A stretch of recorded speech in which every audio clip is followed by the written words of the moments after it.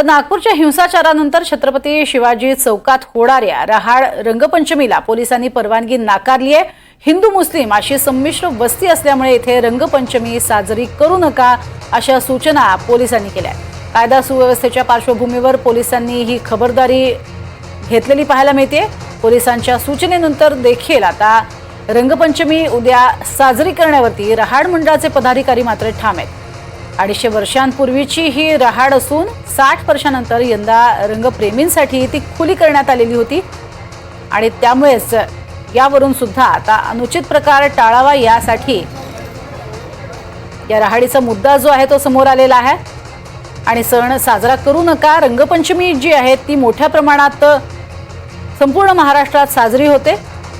होळीनंतरचा हा 5वा दिवस, होळी पौर्णिमेनंतरचा 5वा दिवस रंगपंचमी म्हणून ओळखला जातो आणि त्यामुळेच ही रहाड आहे। या रहाडामध्ये मोठ्या प्रमाणात रंगाचं पाणी भरलं जातं।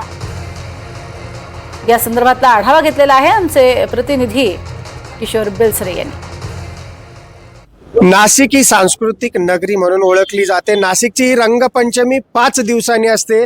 धुळवाडीनंतर आपण बघू शकतो नाशिकमध्ये अशा ह्या राहाडी असतात ज्यामध्ये पेशवेकालीन ह्या राहाडी असतात। यामध्ये कलर मिक्स केला जातो आणि ह्या कलरमध्ये पूजा अर्चा करून उड्या मारल्या जातात जेणेकरून हा रंग साधारण 2-3 दिवस शरीराला असतो।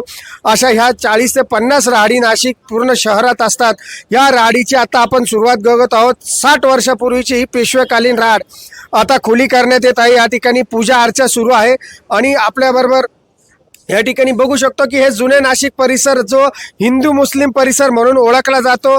या ठिकाणी कोणताही गालबोट लागू नये म्हणून प्रचंड असा पोलीस बंदोबस्त लावण्यात आलेला आहे। कारण काल नागपूरमध्ये मोठी दंगल झालेली आहे। त्या ठिकाणी त्या पार्श्वभूमीवर पोलिसांनी या ठिकाणी सूचना दिलेल्या आहे।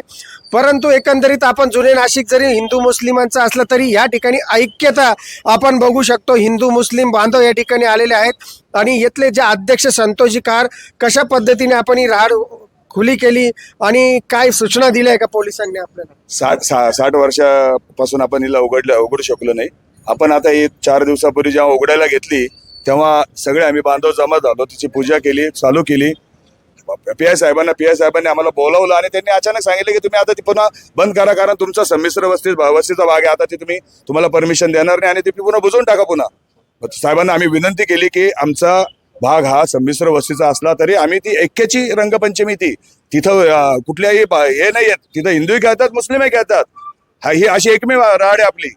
ऐक्याची रंगपंचमी असल्यामुळे सुरूच राहील, जरी काही या ठिकाणी कोणते गालबोट लागणार नाही। कारण आपण बघू शकतो हिंदू मुस्लिम बांधव हे इथे जमलेले आहेत। नागपूरच्या घटनेनंतर इथे कोणत्याही प्रकारचा कोणताही गोष्ट घडलेली नाही, शांतता आहे। आणि काय कराल आपण? उद्या ही रंगपंचमी उत्सव साजरा होणार आहे, आपण पण त्यात सहभाग घेणार आहे? होणार आहे। उद्या रंगपंचमी साधणार आम्ही सर्व हिंदू मुस्लिम बांधवां सर संघ करणार आहे।